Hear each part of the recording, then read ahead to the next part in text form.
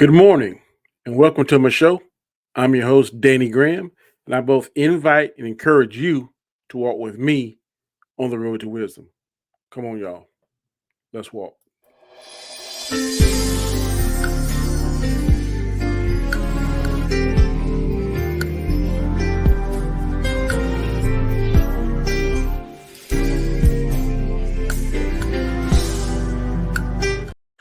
Good morning, good morning, good morning. Welcome to another edition of the Road to Wisdom. And this is part 7 of a 12-part series. We're just over the halfway mark, and we're heading down here, but we're gonna go ahead and knock these giants out. As you if you have been following me, you know that the past 6 giants, I'm gonna name them. The first giant we slayed was anger, the second giant we slayed was discouragement, the third giant we slayed was doubt, the fourth giant we slayed was failure, the fifth giant we slayed was fear. The sixth giant we failed just this past Monday was guilt. And today we are taking on and we're going to slay this giant called jealousy. Slaying the giant called jealousy, as you can see it right here. And as I always do, I always give a definition of the word I'll be talking about. And the definition of today's word, which is jealousy, that mean old nasty giant, is a feeling of unhappiness and anger because someone has something or someone that you want. Definition of jealousy: a feeling of unhappiness and anger because someone has something or someone that you want.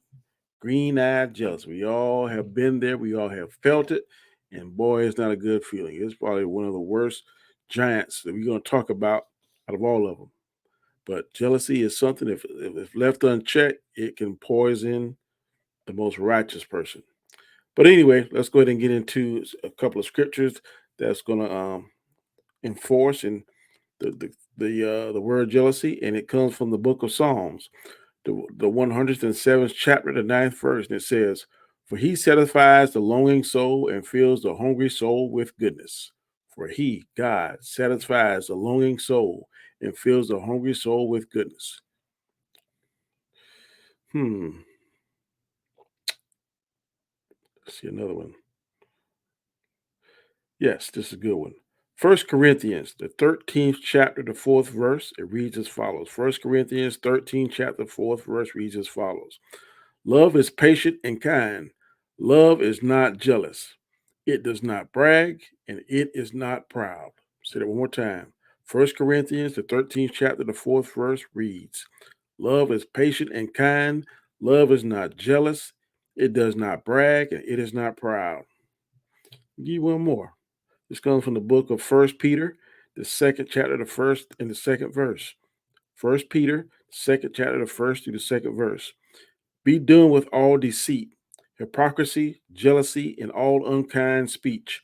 Crave pure spiritual milk so that you will grow into a full experience of salvation. I love that one. That's strong. First Peter, second chapter, first to second verse.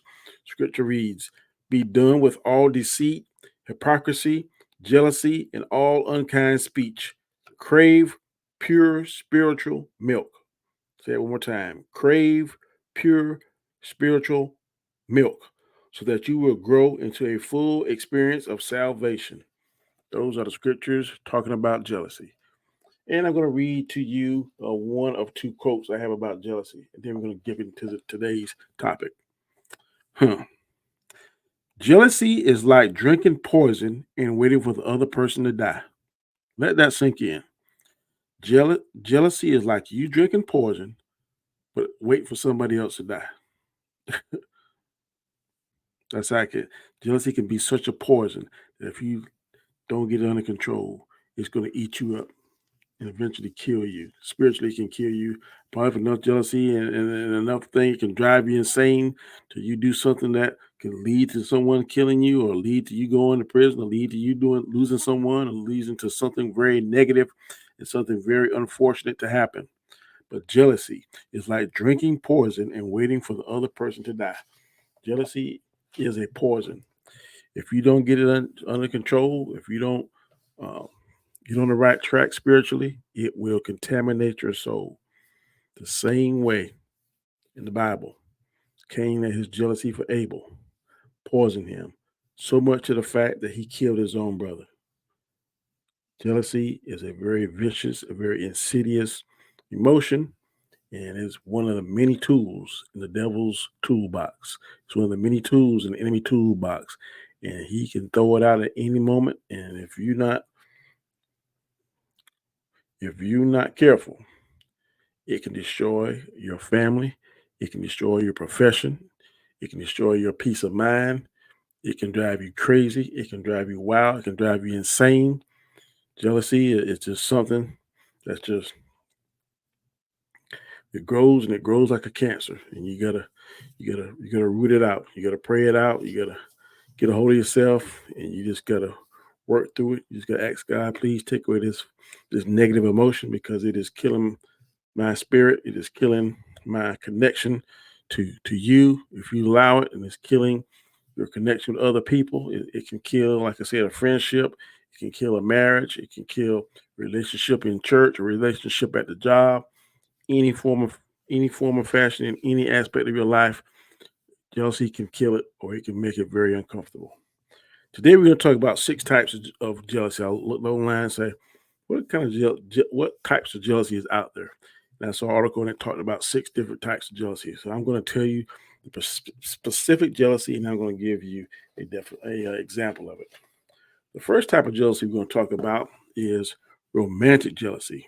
And romantic jealousy is thinking your partner may be involved romantically with someone else. Um, how many times have marriages have been broken up or destroyed or put in a very negative place because the partner was unfaithful, or there were things that made it look like they were being unfaithful, but it wasn't. And then sometimes people may have been cheated on in a previous relationship, and they carry that same baggage into the current relationship, and then that can cause all kind of stuff because if they see their particular spouse maybe losing weight or getting a different hairstyle or or doing something different than when they first met them, then sometimes they can think things that aren't necessarily true and can be jealous unjustly. So a lot of times, romantic jealousy is one of the most deadliest ones. Sometimes it can lead to death if someone gets in their mind that someone is cheating on them, and they feel in their heart, they feel in their soul that they have poured all their being into that person. If they feel betrayed, sometimes people can't handle it, and sometimes bad things happen. Sometimes things happen where they can hurt the loved one, or they can do something that they wish they hadn't have done, and then when they find out the truth, sometimes it's too late because they've gone off the deep end so bad that the person, the spouse, or the boyfriend, the girlfriend, or whatever the case may be, don't trust me anymore because they're like, "Look, I'm not doing anything. I'm not doing anything, and you don't believe me just because it looks like this. It's totally innocent, and sometimes it's not innocent, but a lot of times, sometimes it can be innocent. And when it's innocent, and this person does something crazy, and does something outlandish and outrageous, then a lot of times that can put a sour taste in the spouses or the girlfriend or boyfriend or the partner's mouth. So romantic jealousy is one of the most insidious jealousies out there. Second jealousy we're going to talk about is the power jealousy. Is when you think you should have something that another person actually has. I've seen this a lot, especially in the professional aspect of your life. Someone's get promoted, or someone gets a car, or someone gets a raise or something, and you like, I've been here X amount of years. I taught this person how to do it, and why did they get it? I don't understand why they didn't get it. And the person could have actually earned it. In your mind, you think just because you've been here. A lot of times, people think just because they've been somewhere a long time, when a promotion comes up, they think they should automatically get it. And in some cases, they should get it because longevity is a part of promotion and going through the ranks. But sometimes a person can be just better than you. I mean, I know we hate to say that, but sometimes a person in a position or in a profession or in a church or in whatever setting you want to put that individual in, or whatever setting you want to use, sometimes a person is just better than you. You have to accept that. Sometimes no matter how much hard work that you do, or how much you study, or how much you do whatever you do to try to improve or be the best, that particular setting that you're in, sometimes there's going to be someone that's just a little bit better than you, maybe a lot better than you. And you just have to be able to accept and know that, okay, this person is better than me. I don't like it. I don't think it's fair because I've been here X amount of years. This person only been here 2 or 3 years, or whatever the case may be, whatever time frame. You've been there longer than them. And sometimes it is unfair because sometimes in certain aspects, life is unfair. No one told you that life was going to be fair. No one told you that life was going to go your way. There are going to be times in your life, in my life, in all of our lives that we're going to get the short end of the stick, and it's not going to be fair. But that is when we must, if you're a believer, you must pray and just ask God for understanding. Ask God to give you the ability to get over this and go ahead and let me move to the next thing. Because maybe that promotion or maybe that raise that you thought you were due and that you were owed is something that God has in store for that person, but what he has in store for you could be even better. So sometimes we can't look at a promotion we didn't get, or a car we didn't get, or a house we didn't get, or a particular person we wanted we didn't get. Sometimes it can be a blessing. Sometimes you could be dodging a bullet. Sometimes God can be pushing you out of the way that potentially dangerous or crazy situation to put you in line for a better situation. So, like I said, this is the second one. First one was romantic jealousy. Second one is power jealousy. The third one is sexual jealousy. When you think your partner is cheating, and like I said, your partner could lose weight or get a different hairstyle or wear more makeup. A lot of times I've read in books and stuff, um, a sign of cheating is like the partner starts wearing a different kind of cologne or a different kind of perfume or a different kind of underwear, that kind of stuff. Sometimes people are like, that's kind of strange and stuff. But and a lot of times, if there has been um, cheating in the past, then sometimes that leaves the person that's been cheated on. They don't fully trust the individual. They say they do, they love him, but they still get that. I'm going to watch him. Why all of a sudden is he wearing something different, a different cologne? I never smelled that fragrance before. Why all of a sudden he's working late at night? Why all of a sudden she's wearing different kind of underwear or different kind of this or different kind of that, different kind of hairstyle, all kind of crazy stuff. So a lot of times when people have been hurt in the past or when people are just jealous, just got a jealous heart or jealous spirit, they will look at any little thing that's different, that's been changed or out of the norm, out of the blue. And sometimes it could be people just change. They just, okay. There was a time, I give you a perfect example. Um, I didn't wear a lot of hats, but my mom introduced me to fedoras, and I like them. I got several, probably about 7 or 8 now. I don't think my wife not so much. But she said, "Well, if that's what you want to wear, you're going to wear."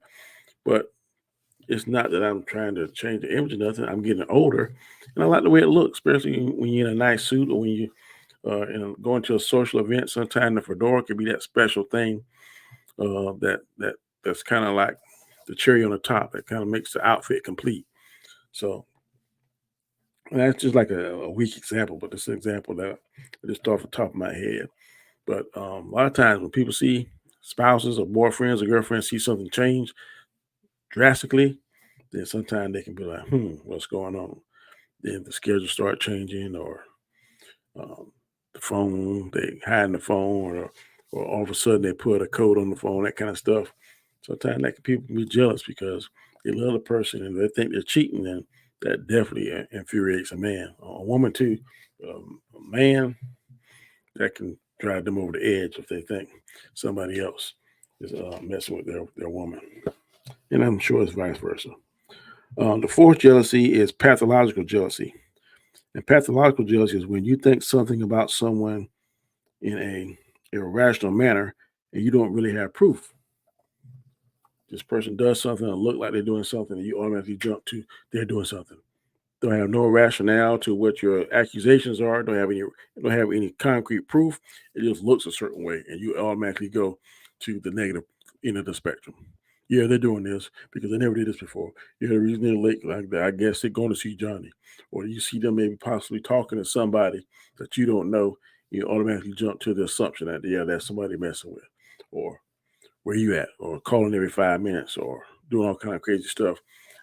Get these things now on your different phones. You can find out where your family and loved ones is going, and have whatever thing they call on the phone. I don't have all that crap. I mean, that's just too much. If you don't trust your spouse, they haven't give you any reason not to trust them. That's just too much work. Now, let's say, for instance, they're going on a trip somewhere. Okay, that may be something that may be a reasonable way you can use it because they get in trouble or they're going to an unfamiliar place. Then yeah, you have that. But every day, I'm checking to see where my wife is going, and she checking to see I'm going. To me, that's crazy. You don't trust them. If you got to do all that, there's no trust. So, and then it can lead to all kind of irrational thoughts, all kind of crazy thoughts. They're doing this, they're doing that, and they're not doing anything but just doing the regular stuff, doing the regular day to day stuff. So, pathological jealousy, pathological jealousy is real in some people. Yeah, I gotta know where she's going. I gotta know where he's going, and I gotta call and check in 4 or 5 times, or find a reason to call. You know, it's really crazy. And then 5 minutes later, you find you calling again. Oh, I just want to check to see blah blah blah. Really? Do you remember your vows? Love, honor, trust, and obey. You don't trust them, and they didn't give you a reason not to trust them. It's just your own paranoia, and you're just suspicious. You got to check yourself because that's crazy. The fifth jealousy is rational jealousy. And rational jealousy is the opposite of pathological jealousy, and it says when you have proof and your suspicions are reasonable that you're losing someone, that you will lose somebody is very likely and very possible. Sometimes a duck is a duck, and it's cracking like a duck, and it's walking like a duck, and it's looking like a duck. It's a duck. If you see the signs, and you see, and you see certain texts, or you see certain things, or something that's happening, just point to that. And sometimes you draw to a conclusion: A plus B equals C, 1 plus 2 equals 3. And if it's falling in line like that, then sometimes that can make you jealous too, because you're like, look, I've been married to this man. I've been married to this woman. I devoted my life to him. We got the kids together. We building a life together. Now they doing this. Yeah, that can hurt. That can stick you all the way to your soul. So when someone does that, and this rational jealousy, yeah, it make you mad. It can go crazy. It can make you do things you wouldn't normally do. But that's like I said, jealousy, man. The enemy sprinkles that jealousy.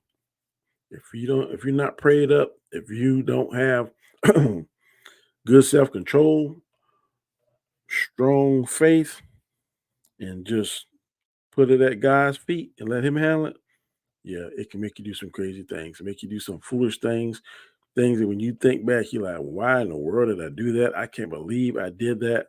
And you just got to shake your head and then thank God you didn't do nothing crazy.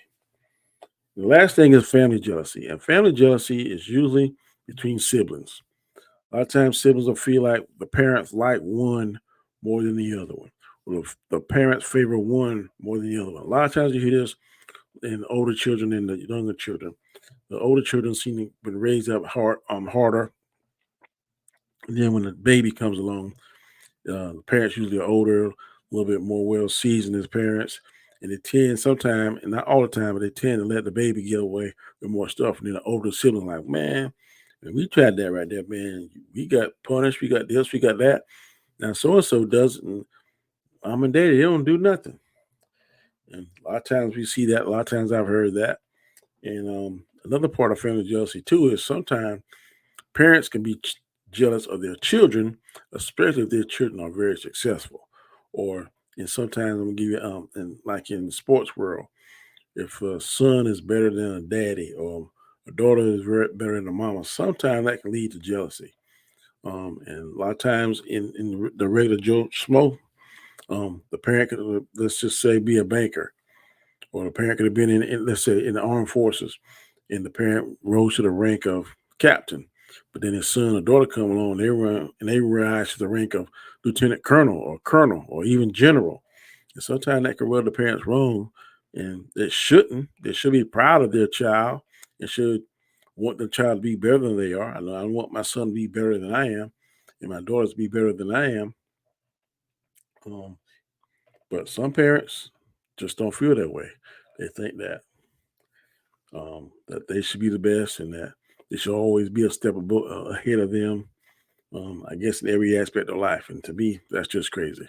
I'm not just saying any of my kids. I hope they do better than me financially, professionally, every aspect of it. I wish they could be better. I pray for them to be better. But those are the 6 types of jealousy that I'm talking about. Again, it's romantic jealousy, power jealousy, sexual jealousy, pathological jealousy, rational jealousy, and last but not least, family jealousy. So I'm going to read one more thing, another quote before I get out of here. And the quote is, "Isn't it kind of silly to think that tearing someone else down builds you up?" That's really strong. I want to read that again. "Isn't it kind of silly to think that tearing someone else down builds you up?" Now, a lot of people feel good, man, when they tearing somebody down. I don't know why it makes them feel better, but if it makes you feel better to tear somebody down and destroy them, then you have a really sick character and you need some help. You need some spiritual help. You need some prayer bad. You need some counseling. You need whatever else. You actually go out with the intent of tearing someone down. No matter how bad they treat you, no matter how bad they do you, lowering to their level is not going to help you feel any better. So that's just my 2 cents on this particular giant. Say the giant called jealousy. And as always, the main tool that you use to slay these giants is prayer. Stay connected to God. Stay in God's word. Stay in God's hands. Surround yourself with people, godly people, people that are trying to live a righteous life. And you join into that particular group, and you stay plugged into that particular group. Now, if someone ever comes to you and say, "Man, I don't believe in God. I think the Bible is a bunch of junk. I don't even know why you read it and believe it." This is what I encourage you to tell those individuals. You said, "I choose to believe the Bible because it's a reliable collection of historical documents written down by eyewitnesses during the lifetime of other eyewitnesses. They report to us supernatural events that took place in fulfillment of specific prophecies and claim that their writings are divine rather than human in origin." That comes from Dr. Minister Pastor Vodi Bakum. Vodi Bakum. Excellent preacher. You check him out on YouTube. Now, before I get out of here, I want you to do a few things for me. First thing I want you to do is please subscribe if you haven't already. It's not going to cost you 1 red cent. It only takes a half a second. Hit subscribe. Boom. Second thing, hit the notification bell right beside the subscribe button. The notification bell, click on all, and that will let you be alerted to whenever I upload any content on my channel. It will alert whatever device that you're on. Third thing I need you to do is hit that like button. That helps me out in the YouTube algorithm. Fourth thing I want you to do, and I'm asking you to do, is leave me a comment. Any particular topic or word you want me to discuss, leave that word in the comments. If you like what I'm saying, leave a comment. If you don't like what I'm saying, leave a comment. If you want to just have a discussion, leave a comment. Last but not least, watch my video from the start to the finish, because also that too helps me out with the YouTube algorithm. I will be back on Friday. And the giant you'll be slaying on Friday is called loneliness. The giant called loneliness. We'll be tackling that giant on Friday. That'll be part 8 of this 12-part series. We're getting close to the end. And so, without further ado, I hope that you have a fantastic day. The weekend is 2 days away from here. And we'll be back on Friday morning at 7 a.m. Eastern Standard Time. Same bat time, same bat channel. Hope you have a fantastic day. Love you, and God bless you.